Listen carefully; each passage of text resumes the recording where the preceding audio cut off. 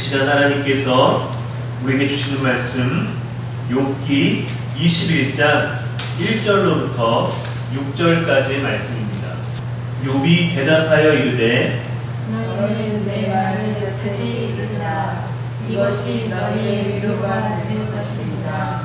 나를 용납하여 말하게 하라. 내가 말한 후에 너희가 조롱할지니라. 나의 오만이 사람을 향하여 하는 것이냐. 내 마음이 지치지 아니하리라. 너희가 나를 보면 놀라리라. 손으로 입을 가리리라. 내가 기억하기만 하여도 불안하고 두려움이 내 몸을 잡는구나. 아멘. 이는 살아계신 우리 하나님의 말씀입니다. 이 시간 다 설명할 수 없다라는 제목으로 말씀 전하겠습니다. 오늘 본문은 지난 시간 소발의 두 번째 변론에 대한 욥의 대답입니다. 그는 친구들에게 이렇게 요구합니다. 2절 말씀에 보니까 너희는 내 말을 자세히 들으라. 이것이 너희의 위로가 될 것이니라 라고 했어요. 새 번역에는 이렇게 번역이 되었습니다. 너희는 내 말을 건성으로 듣지 말아라. 너희가 나를 위로할 생각이면 내가 하는 말에 귀를 기울여라. 그것이 내게는 유일한 위로이다 라고 했습니다. 욥이 친구들에게 느끼고 있는 감정들이 드러나죠. 오죽 대화가 안 됐으면, 오죽 말이 오가는 것이 그렇게 온전치 못했으면 이런 말을 했을까요? 사람과 사람이 대화를 하고 정보를 교환하고 함께 고민하고 문제를 해결해 나가야 할 때 의사소통은 정말 중요합니다. 욥은 친구들이 자신의 이야기를 듣지도 않고 하나님의 심판으로 결론내는 것이 힘들었어요. 그래서 이제서야 말할 기회를 달라고 하죠. 조롱하고 싶다면 내가 하는 말을 일단 다 듣고 조롱할지니라 라고 했습니다. 4절에 보면 욥은 자신이 초조한 데에는 다 이유가 있다고 합니다. 바로 지금 자신의 고통이에요. 옳고 그름의 문제에 앞서 지금 자신의 상태를 헤아려 달라는 거예요. 불평할 수밖에 없는 자신의 비참한 고통에 대해서 들어달라는 겁니다.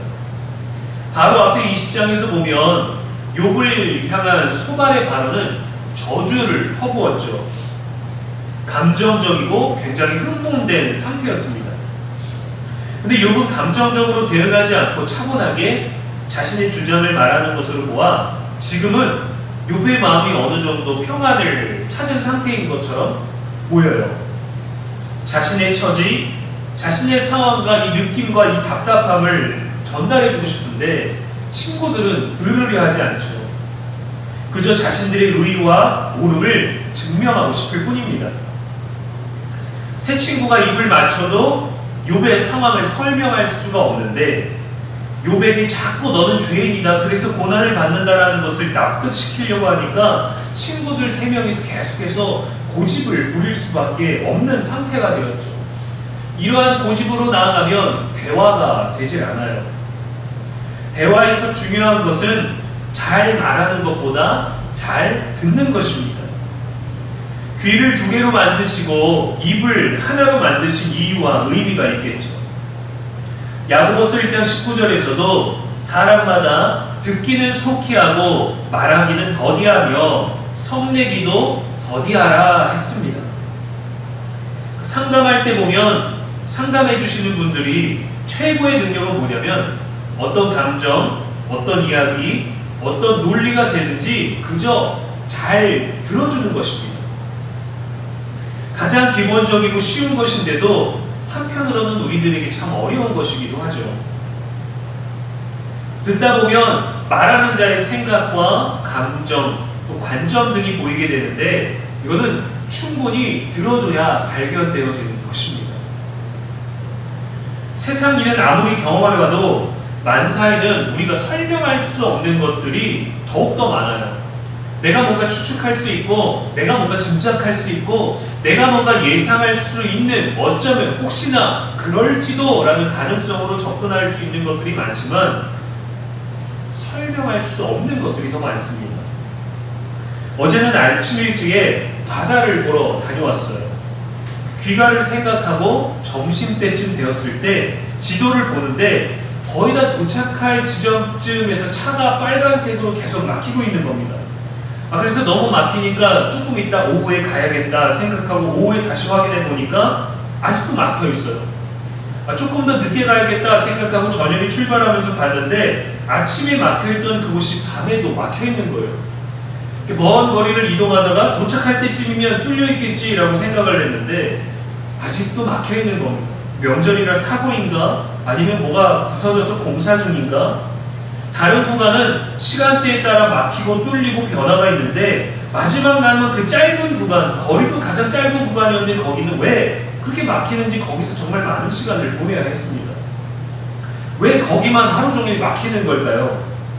아무리 차가 몰려있다 해도 그 지점만 지나고 나면 막힐 이유가 전혀 없는데 갑자기 뻥 뚫려요. 설명할 수가 없습니다. 우리는 이것조차도 설명할 수가 없어요.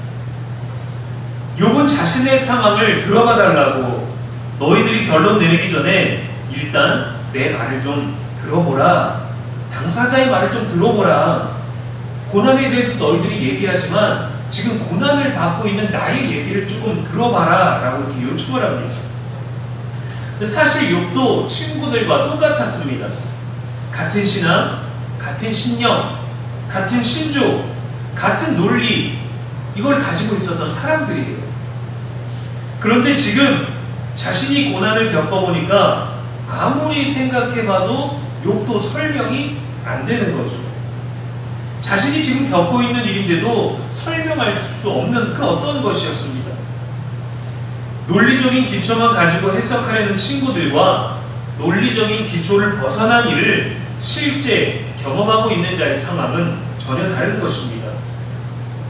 미국에 대해 들어본 사람과 미국에 다녀온 사람, 프랑스 요리 사진을 잡지에서 본 사람과 프랑스 요리를 먹어본 사람, 성경의 이야기로 환상을 읽은 사람과 실제로 하나님의 환상을 본 사람, 친절을 베풀겠다고 다짐한 사람과 친절을 실제로 베풀어 본 사람은 전혀 다른 것입니다.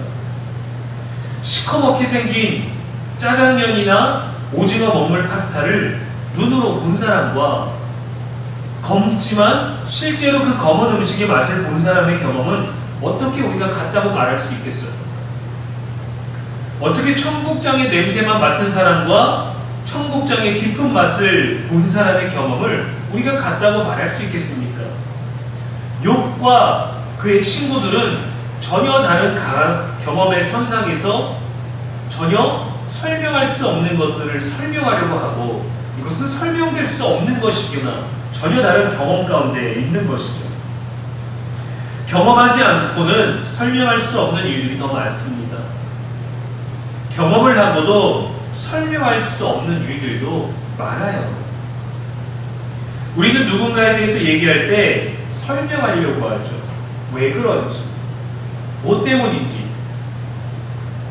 욥의 친구들은 의인도 고난당할 수 있다라는 현실을 경험해보지 못했습니다. 그래서 설명할 수 없는 것이죠. 그래서 자기들의 논리로만 얘기하는 겁니다. 아니야, 넌 죄인이라 벌을 받는 거야. 고난은 죄인에게만 있는 것이거든. 의인이 고난을 당한다고 말이 안 되는데, 설명이 안 되는데 이 부분을 인정할 수 있어야 되는 거죠. 그래서 경청해야 합니다. 성경에서도 듣는 것이 여러분 얼마나 중요합니다. 예수님께서도 들을 귀 있는 자들은 들으라고 들음에 대해 강조하셨고, 여호와께서 이사야 선지자를 통해 말씀하실 때에도 너희는 귀를 기울여 내 목소리를 들으라, 자세히 내 말을 들으라 하셨습니다. 하나님께서 약속의 땅에 들어간 이스라엘과 언약을 세우실 때도 모세를 통해 이렇게 선포되었습니다. 이스라엘아 들으라. 솔로몬은 잠언에서 아들들아 내 말을 듣고 내 입의 말에 주의하라 했습니다. 예수님은 너희 귀는 들음으로 복이 있도다 하셨고, 로마서에서도 믿음은 들음에서 나며 라고 했죠. 듣는 것은 이처럼 중요합니다. 아무리 정확하고 옳은 말이라도 많은 말보다 잘 듣는 것이 더 신뢰를 줍니다. 하지만 욥의 친구들은 들으려 하지 않고 욥이 왜 고난을 당했는지 자신들의 논리로 설명하려고만 했죠. 우리는 갑자기 소중한 사람을 잃거나 너무 견디기 힘든 일을 당할 때 욥의 고백에 공감하게 될 겁니다. 왜 내게 이런 일이 생기는 거지? 왜지? 왜 나한테지? 나는 뭔가 잘못됐나? 죄책감이 들 정도로. 실제로 우리들에게 큰 문제는 없지만 여전히 우리들의 신앙을 지키기 위해서 열심히 수고하고 있는데 그런 우리들에게 전혀 이해되지 않고 전혀 설명될 수 없는 일들이 벌어질 때 욥의 고백을 공감하게 될 거예요. 그의 원망의 말, 그의 불평의 언어, 그의 친구들에게 흥분하는 것들, 분노하는 것들. 그런데 공감하지 못하는 사람들, 원리 원칙과 논리로 상황을 설명하려고 하는 사람들과는 부딪히게 됩니다. 왜냐하면 그들은 항상 설명하고 분석하고 판단하고 비난할 준비가 되어 있기 때문이죠.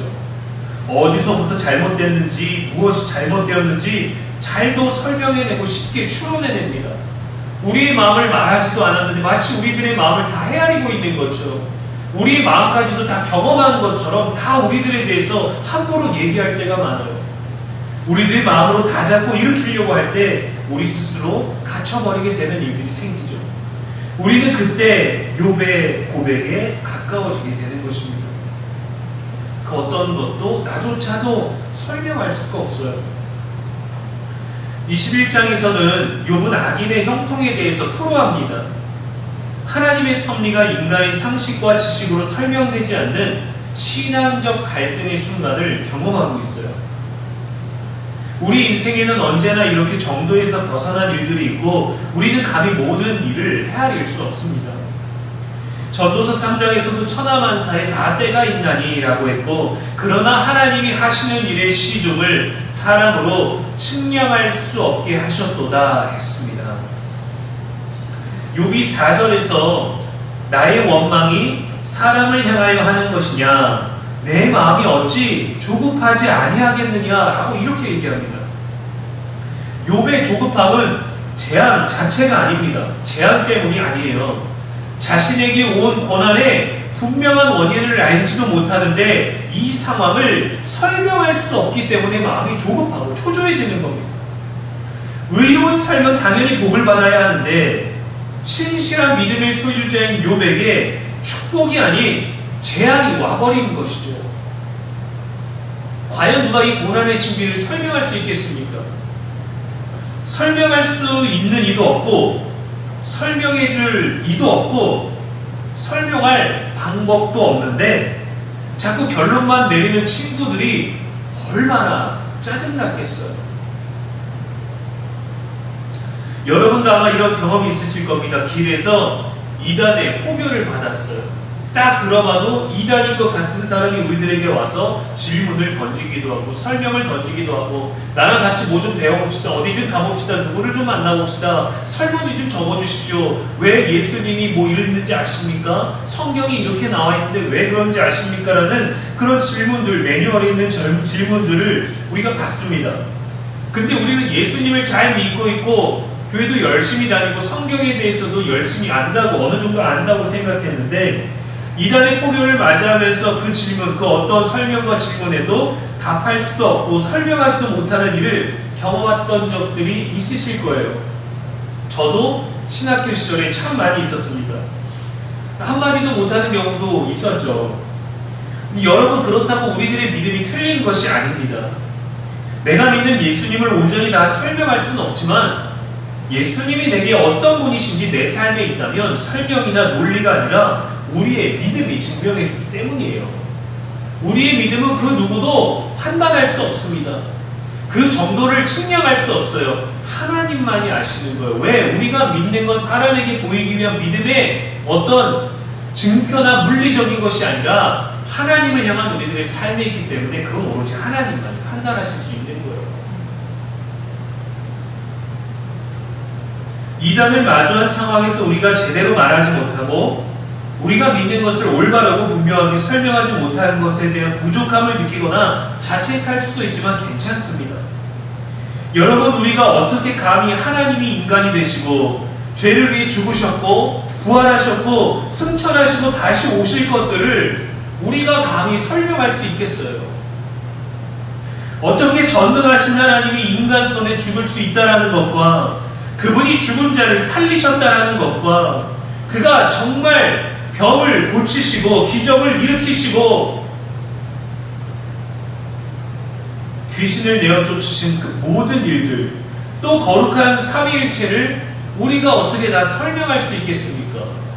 아무리 많은 신학 서적과 아무리 성경을 파고들고 아무리 기도해도 깨달아지지 않는 것이 너무 많고, 하나님에 대해서, 우주에 대해서조차, 신에 대해서조차 우리는 그 어떤 것도 설명할 수 없어요. 우리는 예수님을 눈앞에서 목격했어도 1세기로 가서 타임머신을 타고 가도 우리는 설명하지 못할 겁니다. 그러나 우리의 믿음은 우리 눈으로 그 어떤 것도 보지 못했지만 그분이 하신 모든 일이 우리 믿음 안에서 이루어지게 됩니다. 믿음이란 알 수 없고 볼 수 없고 설명할 수 없을 때에도 전적으로 신뢰하는 거예요. 누군가와 거래나 계약을 할 때 배신할 거라는 불안감과 가능성을 가지고 다른 방법을 준비하는 것은 신뢰가 아닙니다. 믿지 않거나 믿지 못하는 거죠. 혹시 몰라 하나님도 믿고 부처도 따르고 알라도 믿고 1월 성신도 믿고 귀신도 믿고 점집도 믿고 부적도 믿는 것은 여러분 믿음이 아닙니다. 다 알 수 없고 보이지 않지만 우리를 구원하실 하나님을 끝까지 신뢰하는 게 믿음이에요.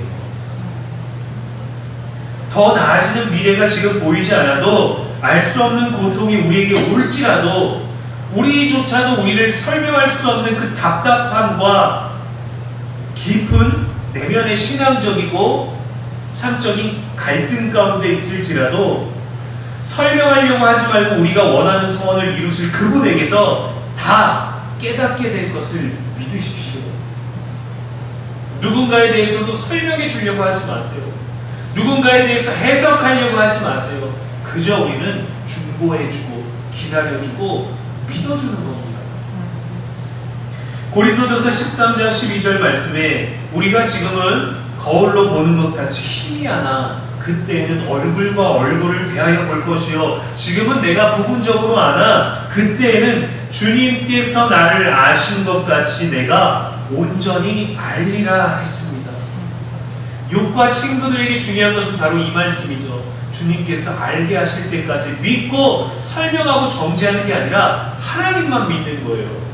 우리는 욥의 상황을 믿는 게 아닙니다. 친구들의 위로를 믿는 게 아니에요. 이 고난이 해결될 것을 믿는 게 아니라 이 고난 중에도 우리와 함께 계시는 그 하나님을 믿고 이 고난 너머에 계신 그 하나님을 믿고 선명하게 깨우쳐 주실 그 하나님을 기대하며 나아가는 것이 믿음이지, 내 믿음은 10점 만점에 5입니다.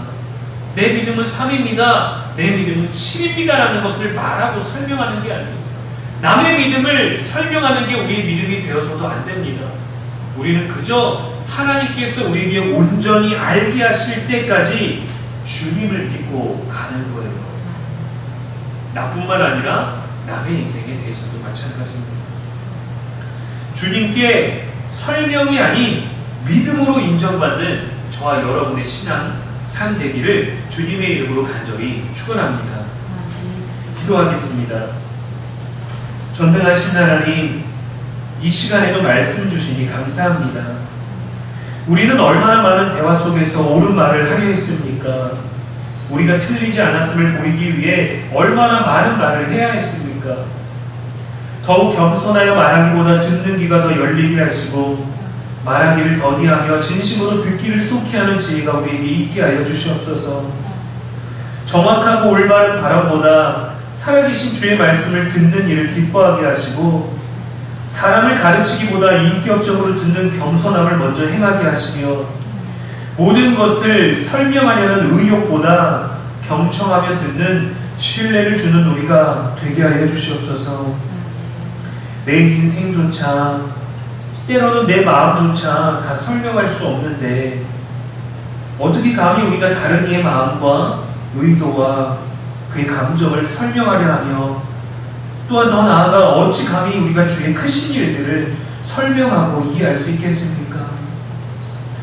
주의 말씀을 듣는 일에 힘써야 하듯 사람의 말에도 경청하는 태도가 늘 우리에게 나타날 수 있도록 성령이여 도와주시옵소서. 다 알 수 없어도, 다 설명할 수 없어도 주님을 향한 믿음이 흔들리지 않게 하시고 주를 더 알기 위해 말씀과 기도로 사는 우리들의 매일이 되게 하여 주시옵소서. 힘이 하나 다 부분적으로 알고 있으나 모든 것들을 선명해지고 온전히 깨달아 알게 하실 때까지 주님을 믿는 이 믿음, 그 믿음에서 떠나지 아니하게 하시며 하나님을 그 향한 신뢰의 태도를 사람에게도 동일하게 행할 수 있는 우리가 되게 하여 주시옵소서. 우리의 영원한 소망이 되시는 예수님의 이름으로 축복하며 기도합니다. 아멘.